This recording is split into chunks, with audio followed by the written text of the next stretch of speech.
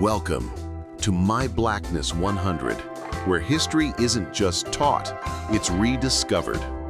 Did Africa keep the lost Hebrew traditions?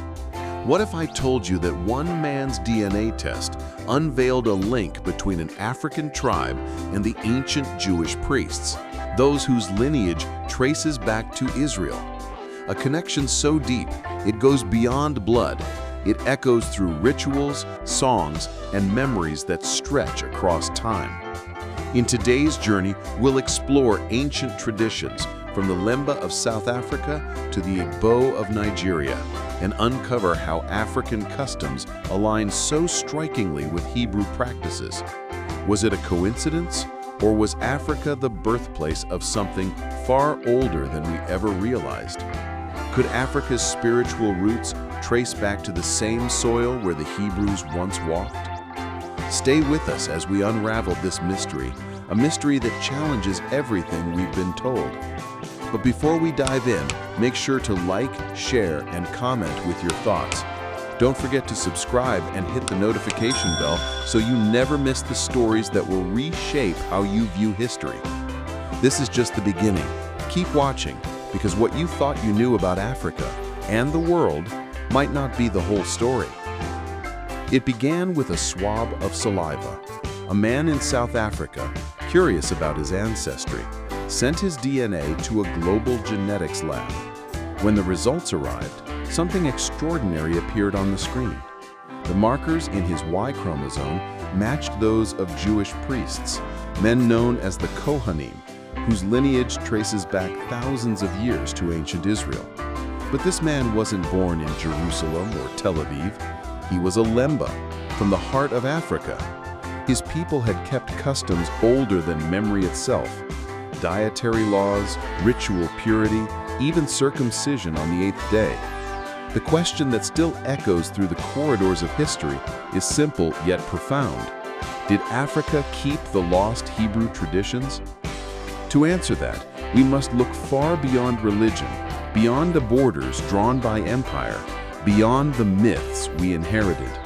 We must follow the footprints of time, through the deserts of Nubia, across the mountains of Ethiopia, into the forests of Nigeria, and down to the valleys of southern Africa. There, in songs, rites, and names, lie whispers of an ancient connection. Long before the arrival of Christianity, Africa was not a blank continent waiting to be enlightened. It was already alive with sacred knowledge, refined philosophies, and intricate systems of belief. The Akan spoke of Nyame, the Ewes say Mawu, the Supreme Creator.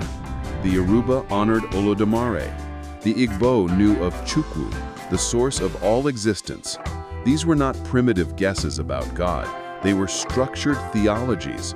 Within them lived ideas of covenant, purity, sacrifice, and community, concepts that would later mirror Hebrew thought so closely that scholars have wrestled with the coincidence ever since. Take the practice of circumcision. In the Hebrew world, it was commanded as a sign of divine covenant, performed on the 8th day after birth. Across Africa, the same act existed, often performed with similar symbolism: entry into covenant, identity, and belonging. Among the Kikuyu, the Xhosa, the Yoruba, and the Ewes, the ritual was ancient. Some linked it to adulthood, others to purification, but the essence was shared. In certain Nilotic and Kushite groups, the ritual timing itself, on or near the 8th day, stood out. Could this be coincidence or echo? Anthropologists once assumed that such parallels came from outside influence, that Africans borrowed what they did not invent. But deeper research has complicated that narrative. The flow of culture in the ancient world was never one way. Trade routes stretched from Canaan to Kush, from Yemen to Aksum, from Egypt down the Nile into Central Africa. Merchants, warriors, and priests moved with spices, gold, and stories. Ideas migrated too. The ancient Israelites were not isolated. They lived along the same corridors that connected Africa to Asia. The Bible itself records Ethiopian and Egyptian presence in Hebrew life. Moses married a Cushite woman. The prophet Jeremiah described caravans from Sheba and Dedan, places anchored in African soil. If ideas and blood mingled that early, then Africa was not outside the story, it was inside it. Centuries later, the traces remained. The Lemba of Southern Africa tell of ancestors who came from Sina, a city across the sea, carrying sacred objects and laws. For generations, they refused to eat pork or mix meat with milk. Their men were circumcised. Their prayers invoked a single creator. When geneticists tested them in the late 20th century, they discovered the Cohen modal haplotype, the very marker of ancient Jewish priests within the Lemba's priestly clan, the Buba. Science had given voice to memory. It did not prove that every Lemba was of Israelite blood, but it confirmed that the story of migration from the Middle East was not mere folklore. Somewhere in the fabric of African history, a Semitic thread had been woven. In Ethiopia, the Beta Israel, or Ethiopian Jews, kept the laws of Moses long before modern contact with Jewish communities abroad. They observed the Sabbath, followed kosher-like dietary rules, and read from scriptures in Ge'ez. Their holy city was Aksum, once home to a kingdom that traded with Solomon's Israel. The Ethiopian epic, the Kebra Nagast, speaks of the Queen of Sheba's visit to King Solomon and the birth of their son, Menelik, who, legend says, carried the Ark of the Covenant back to Africa. Whether myth or memory, the story shows how deeply Ethiopia saw itself in the biblical lineage. Further west, among the Igbo of Nigeria, echoes of Hebrew practice resound in language and ritual. The name Iri appears both in Igbo tradition and in the genealogies of Israel's tribe of Gad.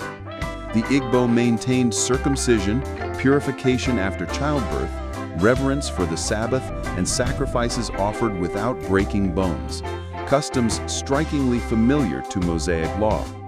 Some colonial missionaries noticed it with suspicion, others ignored it altogether. But oral historians preserved the claim that the Igbo were once children of Israel who crossed rivers and deserts before settling in the green heart of West Africa. Skeptics dismiss these parallels as the result of coincidence, human universals, or later Christian influence. Yet when you line up the evidence, ritual patterns, ancient... One of the clans of the Lemba, the Buba, was supposed to be the kind of priestly clan, and those from the Buba clan had the very signature that we found in priests worldwide, both in Ashkenazi.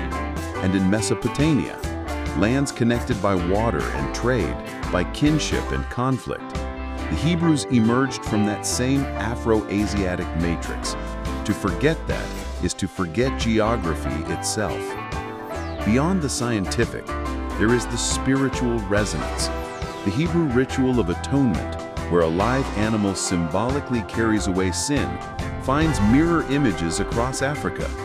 In Yoruba and Ewe cleansing ceremonies, a chicken is passed around the head of a person while affirmations are spoken, transferring misfortune onto the bird before it is released or sacrificed. Among the Akan, similar acts mark purification before festivals or covenant making. The logic is identical to the scapegoat ritual in Leviticus.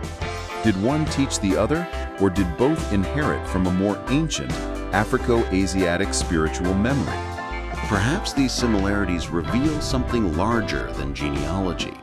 Perhaps they show that the human longing for renewal, covenant, and connection to the divine speaks a universal language. What makes Africa's case remarkable is not imitation, but preservation. While empires rose and fell, Africa's oral cultures remembered. Without written scrolls, they carried theology in rhythm, dance, and proverb.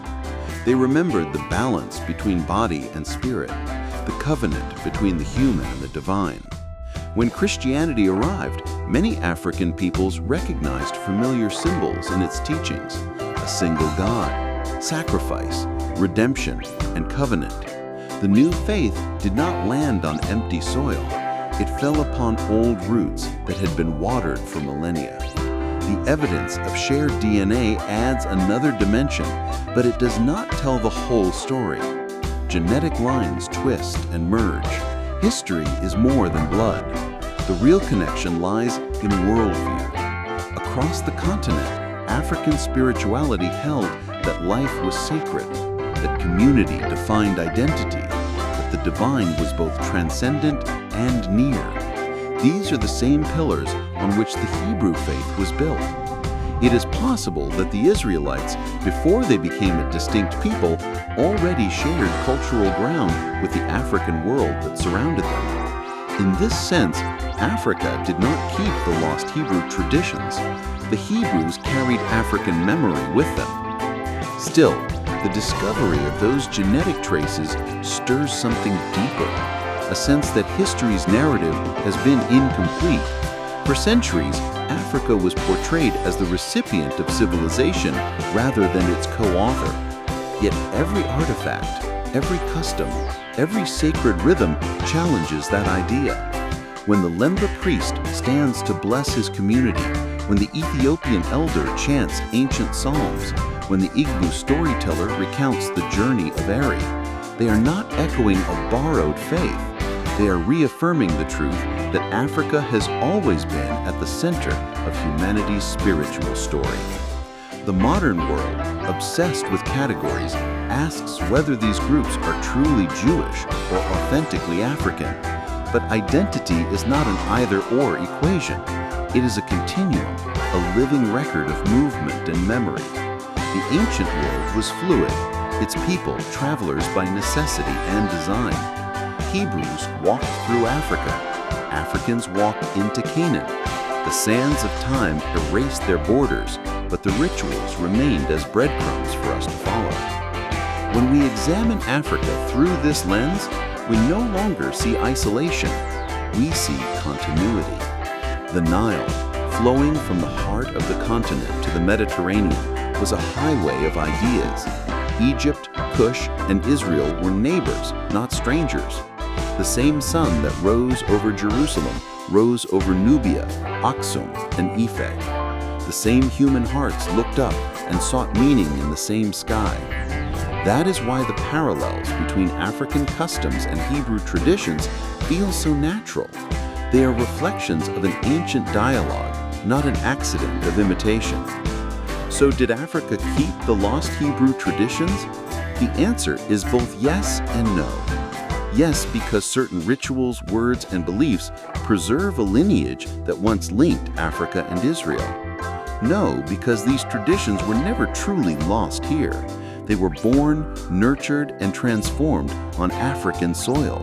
The covenant signs, the purification rites, the sacred songs, they survived not as museum relics, but as living heritage, renewed with each generation. And perhaps that is the greater revelation. Africa's spiritual genius has always been its ability to absorb and preserve, to remember without freezing, to adapt without forgetting. The Hebrew echoes in African life remind us that faith, identity, and ancestry are not foreign gifts. They are native tongues, spoken differently but understood universally. The Lemba's DNA may connect them to ancient priests, but their story connects all of us to a larger truth. Civilization's river does not flow from one source alone. It meanders, gathers, divides, and reunites, like the Nile itself, carrying memory from one shore to another. When we listen to the drumbeats of ritual, when we see the newborn circumcised on the 8th day, when we hear the elder speak of covenant and cleansing, we are hearing the heartbeat of a world that once spoke one spiritual language. That language still whispers through African soil. So the next time someone asks whether Africa borrowed its faith, remember this: the roots of belief do not begin in one temple or one text. They begin where humanity began, in Africa. What others call borrowed light might simply be Africa's reflection shining back across time. Africa did not merely keep the lost Hebrew traditions. Africa kept the memory of origins, the seed of covenant, the rhythm of holiness, the map of connection between God and man. And that memory, carried through storms of conquest and centuries of silence, is not lost at all.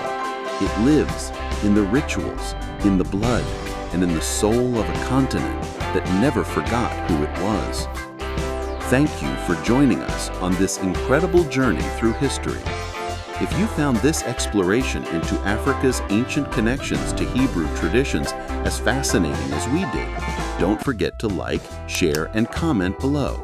And make sure you subscribe to My Blackness 100 for more powerful stories that challenge the narrative. Stay tuned for what's coming next.